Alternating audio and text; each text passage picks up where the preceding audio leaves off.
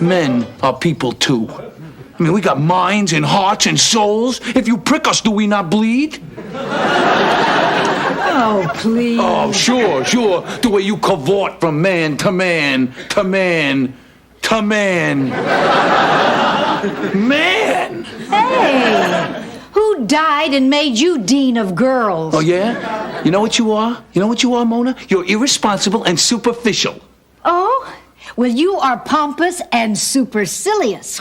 Hold it right there. What do you think? You're just going to call somebody supercilious and then walk out of here like nothing happened? Watch me. Dad, ready to go to the library? You bet I am. You gotta look up supercilious. Hello. Welcome back to AOOA, the Who's the Boss podcast. I'm Tori. I'm Kevin. And we are here to rewatch and discuss every single episode of Who's the Boss. So far, that's what we're doing. We are, yeah. We're moving right along. We are almost done with season 5. I cannot believe it, actually. I know, yeah, right? I know. We are actually almost done. I know. I noticed that today. I was like, 3 more seasons after this one. how many episodes do we have in season 5? 25 episodes. 5 more? 4? Oh, how many more? do we have left? Yeah. 5 more episodes, I think. I We're on yeah. 20, so Oh, this okay. one, then All 21, 22, yeah. So Okay. including this one, we have 5 more. Okay, the episode we're going to cover today is from season 5, episode 20. We already said that. Yes. And it is called Men Are People Too. It first aired on Tuesday, April 4th, 1989. Now, I didn't double check the San Bernardino Sun to make sure that this one aired, but I think this is the correct date because the other dates have been correct. The TV Guide summary says, Mona is sweet on Tony's old friend, but when she dumps him, Tony sours on her attitude toward men. Mona's sweet. I love that. It's sweet on him. Yeah, it was a little wordplay there. It's sweet and sour. Somebody worked hard on that one. I know, they did. All right, I got mine. Yeah, go. Tony convinces Angela to hire her... excuse me. Let me start over again. Tony convinces Angela to hire for her roof repair, which it isn't really a roof repair. It's a sun... Right, it's a new thing that they're doing, Okay, not a right. repair. His former coach, Ralph. Mona can't resist seducing him just because he didn't flirt with her. Then dumps Ralph for the next conquest as soon as he's smitten. Another suitor Poor Ralph. left heartbroken. Tony, taking offense as fellow male and friend, at last gets Mona to promise she'll mend her man-eater ways. She doesn't, though. I know, I don't... There's not... Mona's not going to just think of mend... that Hall & Oates song, Man-Eater. Right, yeah. This episode was written by Eric Gilliland, and this is his second to last episode. Okay. How many has he written before? He has written... I just put you on the spot. No, I have it open. So actual writing of an episode, he's written 4. Double Dump, A Spirited Christmas, Men Are People Too, and then his last episode will be Super Mom Burnout. Okay. But he also worked in other capacities like a story consultant and story editor on the show for longer. All right. Some of his other credits include The Wonder Years, Doogie Howser, Roseanne, and I believe even as as recent as 2019, he worked as a consulting producer on The Conners, which is the Roseanne reboot. Okay. Oh. There's something called Untitled Eric Gilliland Project, TV movie executive producer 2002. Doesn't seem like that. I guess it never got came finished. to fruition. Yeah, that didn't get finished. All right, now, where'd my window go? Here it is. I don't know. I'm going to summarize this episode quite a bit Okay, because all I right. feel like the podcasts are too long. Oh, is that right? Have you gotten feedback? I have not, no. The people who listen to this show are too nice. All I hell think. is breaking loose outside. I know, of course. As soon it's a nice night, so we open the windows, No, right? And that's yeah. what we get. And Sirens. it's like I'm waiting for the citizen update Dogs barking. to tell me what is going on. know, who knows? Because we've been hearing sirens High-speed for like chase. 10 minutes. So Now, when this episode opens, there is a contractor or some sort of like handyman, construction worker in the kitchen with Angela and Tony, and he is giving them a quote to put a skylight in the kitchen. So I guess we can assume that the second story of the house does not extend over the kitchen. Because otherwise this is a very bad the kitchen idea. is just a very high. Oh, I'm sorry. Hang on. Before we go any further. Yeah. And I'm so proud of myself for discovering this. Oh, right. Yeah. The Men Are People Too reference, I think, comes from a TV show that used to air on it was like a variety TV show or something that used to air on ABC called Kids Are People Too. That's funny. I don't remember that show at all. I actually kind of remember it. And it aired from 1978 to 1982. So I think that's kind of where Yeah, that must be. because that was older, and obviously this is Right. much later. So I know, Well, right? not I'm just much. sitting It's here like pointing out the obvious. 7 years later. Right, after but I that, mean, maybe it was but so relevant at the popular, time, like it was yes. still like So anyway, so that's where I think it comes from. Kids Are People Too. Okay. I don't know. I think you Prove me wrong. Okay, back to my thing. Sorry. The second story doesn't go over the kitchen? I don't think so. I guess not. I don't think so. I think maybe it just doesn't. And we just don't see that because we never see the back of the house anyway, and because it doesn't matter. Cause Either that, or they're going to build a skylight, and a tube is just going to go through like Jonathan's room or something. Right. It would be Jonathan Actually- if it's going to be anyone's room Right. that gets butchered. No, for I the think skylight. like I would guess like so if you go up the stairs on the left side of the house, I say left side meaning like as I'm watching it on TV. You go upstairs, and then Angela is the far right, and maybe her room has to eventually end. Yeah, and I guess and so. then there would be where the peak is for Right. the kitchen. So Okay. I think I'm gonna go with it. Okay. Instead of a skylight, Angela should have put a balcony there that she could have had a little right, area. like a little Sun patio. yeah, like a haven, if you will. Haven.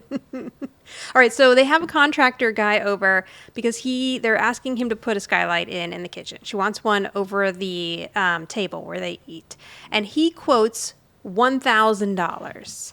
And Tony's like, $1,000? I know. Why don't we just? I mean, come on, seriously? How much would it? I have no idea, but like, I don't know. what do you think a skylight would be today? It would be I more don't than $1,000, no? Yeah, I mean, yes, because I mean, I like that. My favorite is that Tony's like, "Why don't we just wait for a meteor to Yeah. crash down?" Which is funny, very Tony. You know what I mean? All of a sudden, it's. Yeah. But I don't know. I think a lot because there's a lot that goes into it because they're knocking a hole in the ceiling and the roof and cutting through the attic, which is one thing. But I think the real like difficult part, I guess, if you will, is and somebody explained this to me before who has done roof work. Yeah. Is the being able to seal it around Yeah, that would be. on the roof to Yeah. make sure it doesn't leak, is yeah. a hard. Matter of fact, it was when we used to live in Florida, and I think we were looking into something. I forget what it was, but it's the whole like putting in the skylight and then making sure it's sealed so it doesn't leak down. That's not easy work. Right. So I think that's where. Now I don't know who's the boss. I mean, whatever. But I'm just saying though, it's $1,000 doesn't seem that expensive, but it is 1989. Oh, I wonder if the attic is over this part of the house. I'm still stuck. Well, see now, then that's a whole different. Because like I'm looking, we have a skylight right here that I'm where looking at. does We did not cut put through it an in. It attic. came like we with have the a house. peak and it cuts through the attic. Yeah. So, and it hasn't Anyway, leaked. I would say that these days a skylight would be. I mean, $3,000-$4,000. I'm just gonna throw that out there. I would say even like 6 to 10. Really? I don't Okay. know, but what do I know? 6 to 10 seems steep. But $1,000 seems like a pretty good deal for a skylight. But it is also 1989. right. All right, but Tony says, yeah, he doesn't like the price, and he's saying, why don't we just wait for a meteor to crash in? And he's like, you know what, we're just going to get some other quotes. Oh, so he's done with this guy. Well, we get the feel that they've used this guy before. Like this is probably like their main guy because he Yeah, seems because to they're have been like insulted. he's on a first name basis. Yeah, and They're he's like, calling him Burnt, you're just I think toying is with his my name. emotions, and now you're gonna go get somebody else for this Oh, he job said- and yeah. stuff. Yeah, so he's pretty offended. So he leaves, and Angela's like, I know what you're doing, Tony. This is the third, he's been through Third guy you've several driven off. contractors that he's upset and had leave the house because he doesn't like their quote.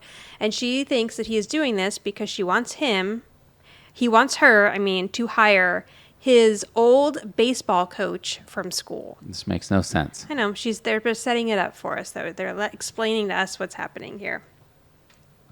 And she's like, I don't want to hire him because he's a friend. And, he shows up and maybe he's not doing the work very well, or he wants more money or something. How do you deal with that with a friend? And Tony says, hey, Angela, can I have a raise? And she says, no. And he says, just like that. Because Angela has a pretty good friend already working for her. True. So just then, the coach just happens to be there. And he knocks on the door, and Tony lets him in. He's like, oh, Coach Ralph, you just happen to be in the area. So nice to see you again. Okay, this actor's name is Dan Hedaya, or Hedaya. I don't know that I'm pronouncing that correctly. I apologize. I know, yeah. He has such a recognizable face. I know. I feel like as soon as I saw him, I'm like, oh my gosh, I know this guy from like a ton of shows. Yeah. And I don't. I mean, the only show that I think I recognize him from is Yesteryear, because I'm one of the few that used to watch Yesteryear. I used to like that show, but that must be where I recognize him from, and I don't even know from what. Like, he must have been somebody's father on that show. Yeah, I have no idea. Because that show was like in the 2000s, I think. His first credits on IMDb are from 1975 in Ryan's Hope. Wow.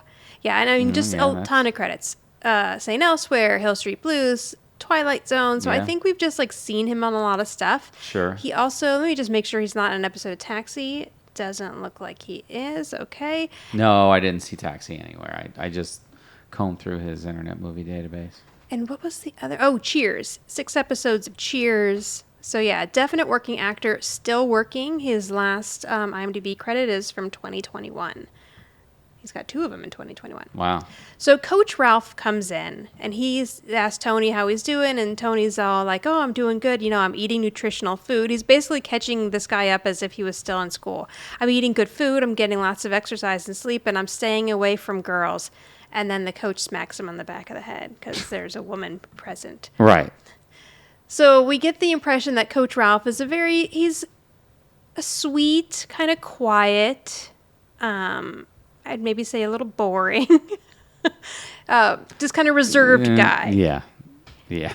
And so he introduces himself to Angela. He likes to act proper around a woman, and he's very polite, super polite.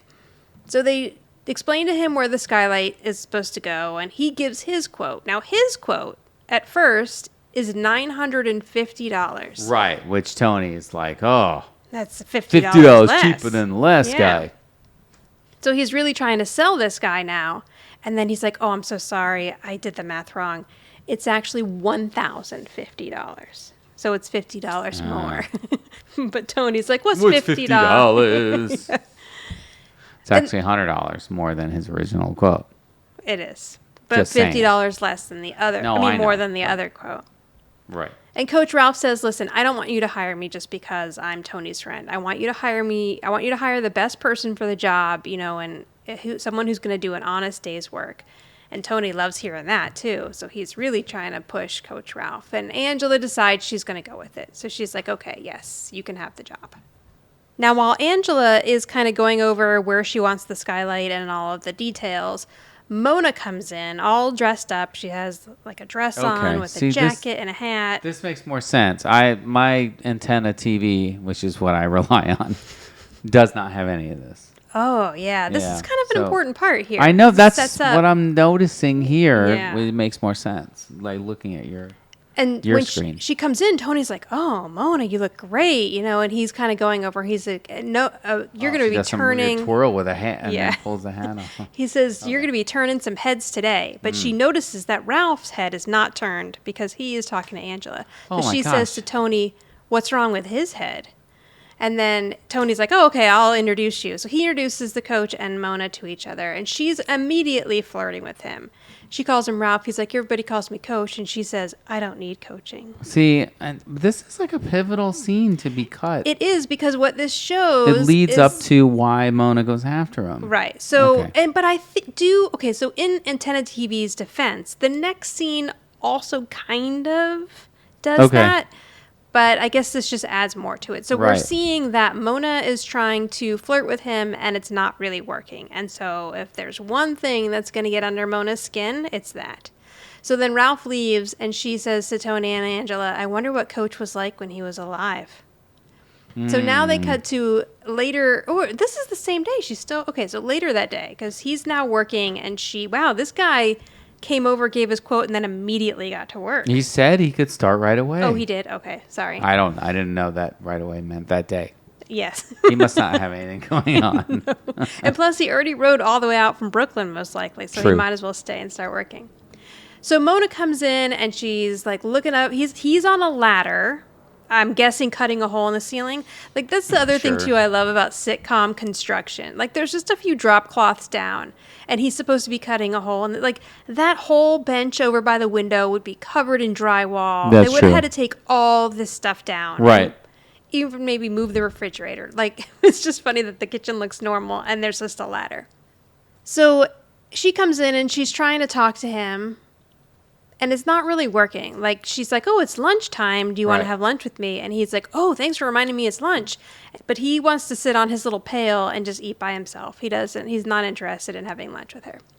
Then Tony comes in, and he sees that the two of them are in there, and he's just being goofy. And he's like, hey, check this out. And he throws a baseball up into the hole that is already there. And then we hear the ball, like, kind of roll. Right. And bounce, and then we hear a cat scream. A cat meow. Like, obviously, the ball rolled off and then Yes. apparently killed a cat. It's a very neat hole in the ceiling. Yes. I am impressed with this guy's work already. Yes. So then Ralph's like, oh, I forgot my thermos, and he leaves. So while he's gone, Mona decides to take this opportunity to talk to Tony and be like, what is this guy into? Because I can't get anything out of him.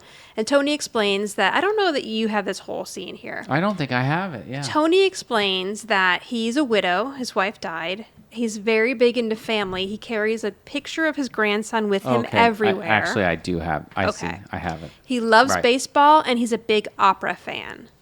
So he's giving Mona a couple tips on things that he can do to talk to him about. And she's just saying, he's cute. She wants to get to know him more. But really, she just wants to figure out why someone is not actually interested in her when that doesn't happen very much.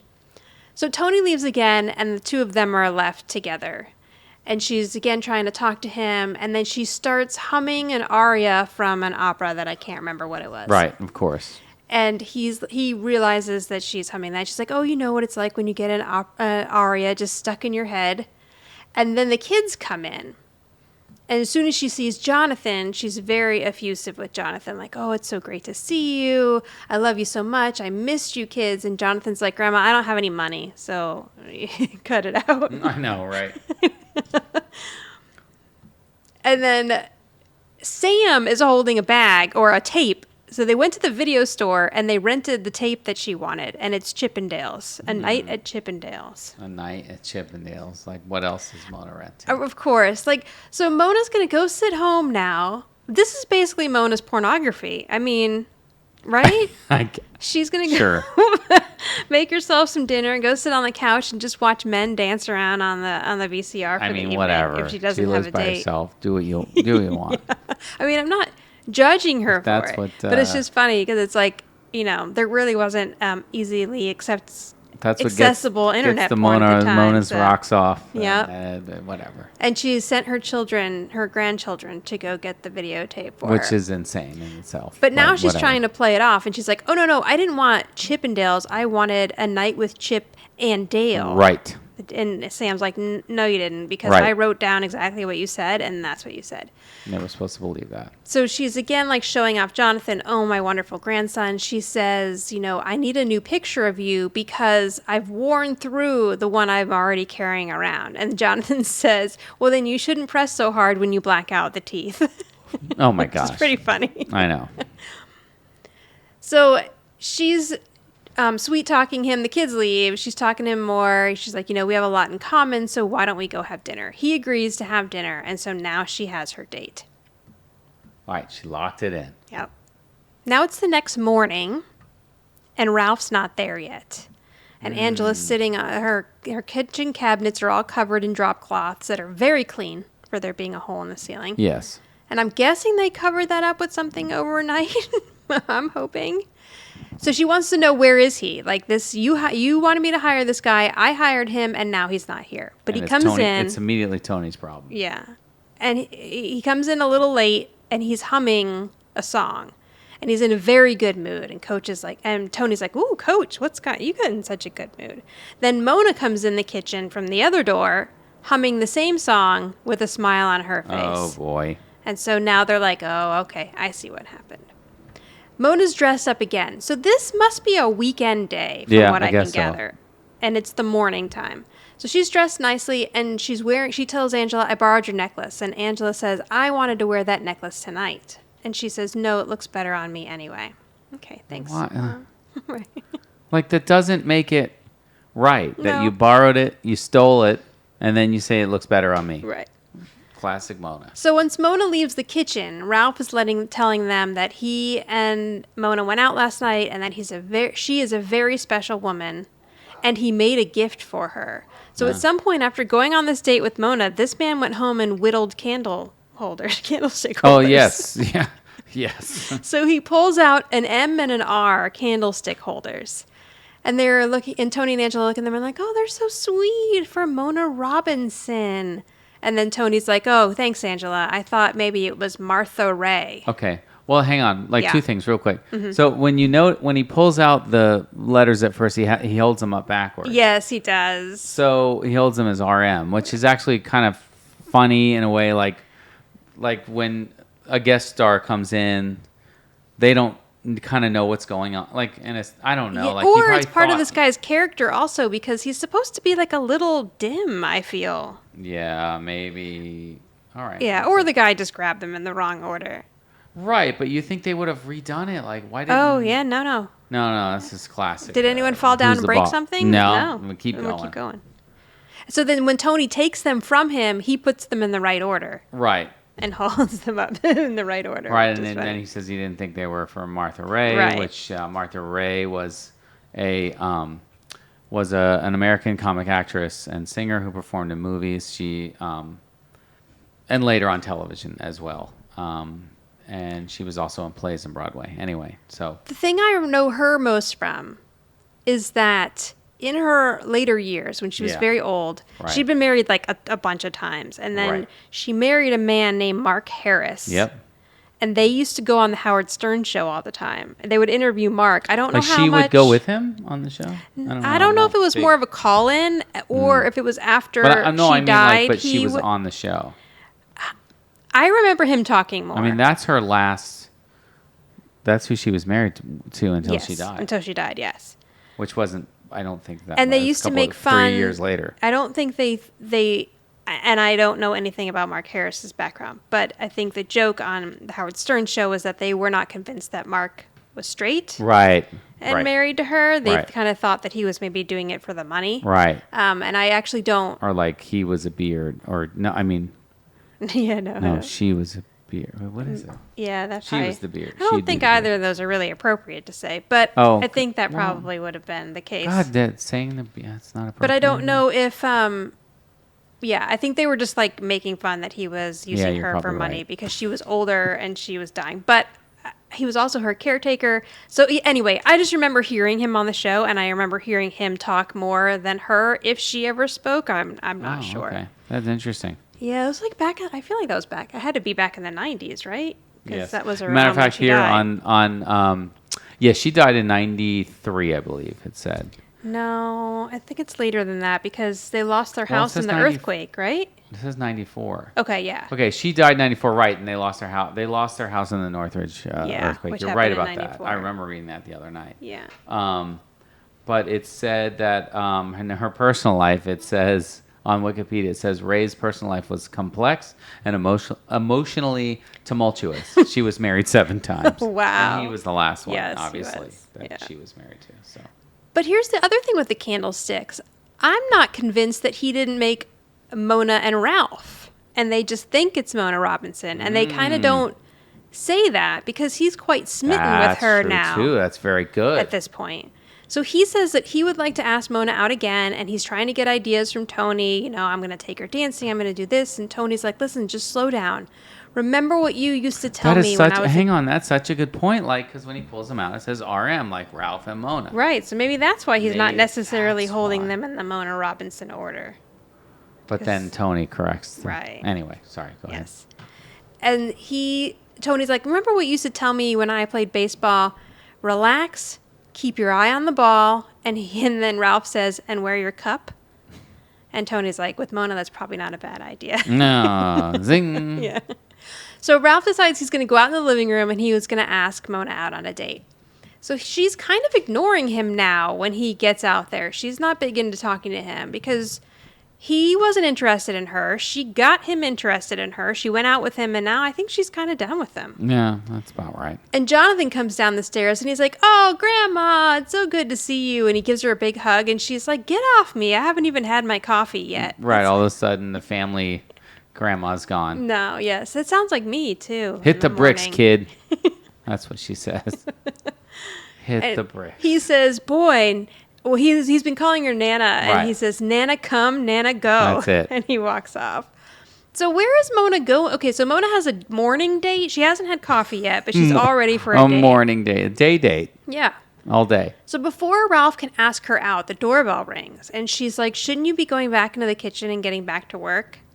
This is Right, being he really says, shitty okay. here. I know. Which I know they have to kind of prove the point that she's done with him, but it almost seems out of character for Mona. Then she opens the door, and there is standing like a handsome older man who looks like silver he fox. is. Yes, he's a silver fox, and he looks wealthy the way he's dressed. Right, of course. Now, this actor is Yeah, I looked him up recently. Lou Felder, I believe, Yeah, right? Lou Felder, yeah. Yeah, I don't know. Oh, that's what you were saying. He's in an episode of The Thundermans, which our Yes. kids like to watch. Oh, Right, which is a recent episode, 2015. that show is from 2015. I didn't Yeah, realize it's it was actually that kind of an old. older episode. An older show. Older, yeah. Yeah, I don't really see anything else. Oh my gosh. He plays the sales clerk in one of my favorite movies ever, Mickey and Maude. When we ever finally sit down and watch Mickey and Maude, I'm going to have to look for him now. Okay, and he's actually in Naked Gun 33 and a third, The Final Insult. Which is funny because he kind of looks like a discount Leslie Nielsen. I know, but he's not. He doesn't play his character. He's so he's interesting. just presenter. Oh, and he played an anchor in an episode of Murphy Brown. The guy looks like an anchor. Yeah, that's great casting there. Okay, so Mona leaves, and Ralph comes back in because he wants to show Mona the candlesticks he whittled, and Mona's walking out the door with this guy. So now he goes back into the kitchen, and he's very upset. And he's like, I'm sorry, but I'm not going to be able to work for you because I have feelings for Mona now, and I just watched her go out on a date with somebody else, and I'm very upset. So he gathers up all his stuff, and he leaves. And right when he leaves, we hear a thunderclap. And then it starts raining on Angela's head in the open hole. Yeah, which tells Angela confirms that she hired the wrong person and did the wrong thing. But what I love here is so first of all, I would have loved to have known the logistics of getting the water, like what they did here. Well, there's something up in the... Yeah, so someone's standing up in the rafters, and they've got like a little... They're like drizzling water on their head. I'm it's almost kinda funny. picturing the old-timey ways you would... Oh, maybe people still use it. The little watering cans, right. And just holding it over her head. But then what I love is that... So she gets water dripped all over her head. Right. Tony leads her over to one of the drop cloths, and as it's fading, he's dabbing the side of her face with the drop cloth. He's trying to make it better. So It is now Tony. somebody has gone up there and put a tarp on the ceilings to keep the rain out, and it's sagging. So it's like a sagging bag now coming through the kitchen ceiling. Right. And now do you not have this part? No, I don't think I do. Okay, I don't. so now the old contractor from the beginning of the show is back. No, I do not. I don't have any of this. Okay. And he's like, well, it's going to be $2,000. And they're like, what? You said it was going to be $1,000. And when you said there was going to be $1,000, there wasn't a hole in the ceiling already. Right. And he's like, yeah, but now I gotta take this hole out and put my own hole in because this hole's no good. Well, how would you? But then you got to patch up an old hole, which seems I guess like it'd maybe be a he's lot just more. going to make the hole slightly bigger to deal with the water damage of this. I have no idea. It's what silly. do It we doesn't know? make any sense. And Right. Tony doesn't believe it either, so he tells him to go take his shoes for a walk, and he pushes him out the door. And Angela's like, this is great. So now I have a sack of water hanging on my kitchen. I was really waiting for this sack of water to burst on someone, and it Sack never of happened. water. And I was very disappointed in that. And I have no one working on the kitchen and this is all your fault. And Tony's like, don't blame me for you retaining water. He's like, this is not my fault at all. If anyone, this is Mona's fault. Yeah. And then ding, in comes ding. Mona. Yeah. Yep. Winner, winner, chicken dinner. So Tony gets into it with Mona and he's like, this is your fault because you went out with Ralph and then you... Check. Yes. And then you lost interest in him. Mm-hmm. And now you dumped him. Yes. And now he's upset and you want nothing to do with him. And Tony storms out of the kitchen. And Angela says to Mona, I think he wants you to follow him out there. So she does. And he's asking her, like, what happened last night? What did you guys do? And she said, we went to dinner, went to the movies, and we had a nice time. And Tony's like, yeah, I get it. Nice time. So he's figuring Mona slept with this guy and then lost interest in him. But they don't really, I'm not clear on if Mona actually had sex with him. Yeah, maybe she just went out. Yeah, I think But she you just just have went to out with assume that it's him. Mona. Mona doesn't play around. Like, And Tony knows her, yeah. it's going to get, Right. it's going down. I But guess. what I love about this storyline, so one, this is a really good storyline for them to bring up. And I feel like they're doing this in a better way than, remember the episode Your Grandmother's a Bimbo, where I kind of feel like they got a bit lost and they didn't really know what they were trying to say. Yeah. I feel like they do a better job in this episode because, one, it's an interesting story for them to tackle in 1989. This is an older woman that they are basically comparing to how men treat women. Like for a man to do the things that Mona is doing, Yep.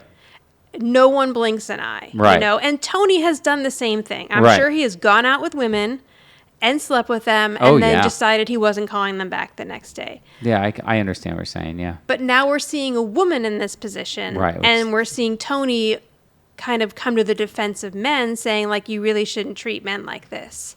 And so I applaud this storyline, and I applaud how Mona stands her ground here as far as, like, she comes around a bit in the end as far as, like, I should have treated him a little nicer and been kinder, which, yes, everyone should do that for everyone. But she is not apologizing for how she lives her life. And in a way, I guess, kind of good for Mona? Yeah. But Tony says, here's what happened. He wasn't interested in you, and that pissed you off. And so you got him interested in you. You got what you wanted from him, and now you're done. And you're finished with him, and you've moved on to the next guy. And he's like, you use men like this, and it's not right. And so they get into a fight. He ends up calling her superficial. And she calls him supercilious. Oh. And then she storms out. And then when Samantha comes downstairs, she's like, hey, Dad, you ready to go to the library? I guess they were planning to go study together. Oh, right. And Tony I keep says... forgetting Tony's in... I know. It's been a He's while like, since we they've haven't seen him referenced that Tony's in college. In a bit. Yeah. And so he says, I am ready to go because I need to go look up the word supercilious. Yeah. I know. Which is pretty funny. That's pretty funny. I looked up supercilious because I figured I knew what it meant, but I just wanted to get the exact definition. What does it mean? It basically just means like you think you're superior to other people. Oh, okay. Mona goes into the kitchen and she's telling Angela what just happened in the living room. She's saying, and then he called me superficial, and she's all mad. And Mona's saying, what is wrong with the way that I live my life? And Angela says, there's nothing wrong with the way that you live your life. And Mona explains that when she was younger, she had a family and she had a young child and she didn't go out a lot. She was married young. And so now is her time to be able to do the things that she wants to do. And Angela's pretty much on her side here. Yeah. And she has got a point. Yeah. Again, she's got a point. She does. And she says, Angela's like, the only thing is that you do go through men a lot and you might be missing out on meeting someone really wonderful if you can actually spend more time with one person to get to know them before moving on to the next person. But I feel like this is decent advice for Mona. And Angela's saying it because she wants her mom to eventually find someone and, be able to settle down or whatever. Yeah, be able to have someone to be with as she grows older. She's not judging her for the way that she lives her life. And she's giving her decent advice about, taking the time to maybe get to know someone before you move on. So Mona takes that to heart and she decides that she's going to do it. And she invites Ralph over. She makes some tea and she decides that she's going to get to know him. They talk a little bit, and then we see next, Ralph is back at work in the kitchen. And he's up on the ladder, and he's fixing the hole in the ceiling again, working on the skylight. And Tony comes in, and he's like, oh, hi, how's it going? And he says, I'm doing great. Mona invited me over, and we had a really good talk. Tony's like, okay. Then Mona comes in, and she says hi to Ralph. They're very polite with each other. And Mona and Tony are kind of still at odds a bit. They are sort of looking at each other. She's bringing in her laundry. Do you think she's doing that laundry, or you think she's bringing that downstairs for Tony to do? Yes. Absolutely. Yeah.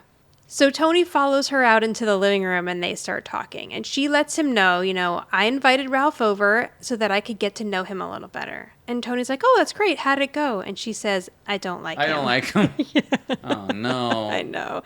But Mona knew she didn't really like this guy to begin with. Right. I mean, I feel pretty bad for Ralph. Right. This poor guy just came over here to do a job. He's minding his own business. He got looped in. He doesn't seem very interesting, sucked in. but he seems very polite and sweet. And yeah, he got all wrapped up in Mona, and then she had no interest in him in the beginning. And she explains to Tony, look, he's really looking for a traditional woman, and that is not who I am at all. And then, she's like, I know that you don't approve of it, but this is how I plan on living my life, and there's nothing really wrong with that. She's like, I don't treat all men like playthings, but I'm going to enjoy the time that I have now that I missed out on when I was younger. But they make up, and she says, will you take back superficial? And he says, if you take back supercilious. And funny. They agree. And then she says, there is one guy in my life. That means Tony looked up supercilious, and now he knows what it means. And he wants to take it back. And she says to Tony, there's one guy in my life that actually means a lot to me, and that I don't want to lose him. And then they hug, which is very sweet. And Mona has always been on the up and up with Tony, mostly because she wants him to bang her daughter. When you say it like that, weird, but whatever. Yes, you're absolutely right. Who's the boss will be back in a moment. Stick around. In the tag, Tony and Mona, the tag is interesting because it's not really, how like normally the tag is like a little button at the end that is separate kind of from the show. Mm-hmm. This just continues because they hug, and then when they come back from the stick around, it's them hugging still. I know. Well, So- I guess, yeah. Yeah, so it's more of a continuation than an actual like little tag that's kind of just a funny bit at the end. That's true. So she tells Tony, in the future, I promise, I will be more careful with who I flirt with. And Tony's like, okay, you're a good woman, Mona. He is like, that's good. Yeah. I mean, what have we established here? Well, I mean, she just means like I think what she's saying here is I will make sure that people are on the same page as me when I date people the way I plan to date people. Sure. And not just, do this to someone who I know probably wants to have a relationship. So then she goes to the door, and there is a waterman standing there. Yeah. And now she's like, oh, hello. Which is consistent because they have a water cooler thingy in the kitchen. They do. And this is not Ernie, but in later seasons, we will meet the water guy named Ernie. Oh, And he is one of Tony's friends. Now, this actor is John K. Shull, and I'm going to mention him because he's done quite a bit of Star Trek. So I don't know who he is, but I feel like if there are Star Trek fans out there, they may recognize him because he's in Star Trek Deep Space Nine, Star Trek Klingon Academy, and Star Trek Voyager. Yeah, and his Internet Movie Database picture is him as a Star Trek character. Yes, and Star Trek The Next Generation. Oh. But the interesting thing is that he has played different characters pretty much in all of these. So it's not like he's one character, I think, that goes throughout. A known character, like right. Maybe he just plays different types of aliens that have enough stuff on their face that you can't tell it's him from show to show. And she says to him, wait a minute, are you deep or easily emotionally wounded? And he says, no. And she's like, well, then hi. And that's the end of the episode. Mona's got a new man for 7 minutes. All right, you go first with rating. Okay, rating. You know what? I didn't not like this episode. I thought it was pretty okay. I gave it a 7. Oh, okay. Yeah. I didn't, you know what I mean? I thought Like, I mean, it's classic Mona, doing her thing. But then, she kind of, I don't know. I just thought that it was overall a 7. And, it didn't have a lot of Angela or the kids or anything. And it was more like a Mona and Tony-based episode, which, we don't see all that much. Yeah. So, yeah, I don't know. It was a 7. I gave it a 6.5. I also liked it more than I expected to. That's probably what I meant to say. And I liked the subject matter that they're dealing with, and I feel like they did a better job with it here than we've seen in the past. And I'm specifically calling out My Grandmother's a Bimbo episode. I see what you're saying. Yeah, you're absolutely right. That's a good point. It's kind of similar storylines, but I do think this one was a clearer story. Not everyone's used in the episode as much, whatever. The kitchen stuff's kind of funny that there's a hole in the ceiling. Right, like and then rains on Angela's head. I thought that was really funny. So it's not my favorite. It's not one that I would probably go back and rewatch a lot. Right. The Ralph character is kind of boring, but I think he's supposed to be. Right. But he is what he is. I applaud them for taking on this kind of plot line, and I like the way they handled it. Okay. Who's the boss around here? Me? Or my mother? Or maybe it's you? I went with Mona as the boss. Because, I've already gone over this, but, she wasn't very apologetic for how she lives her life. She explains why this is the way she does. Right. Is the way she is.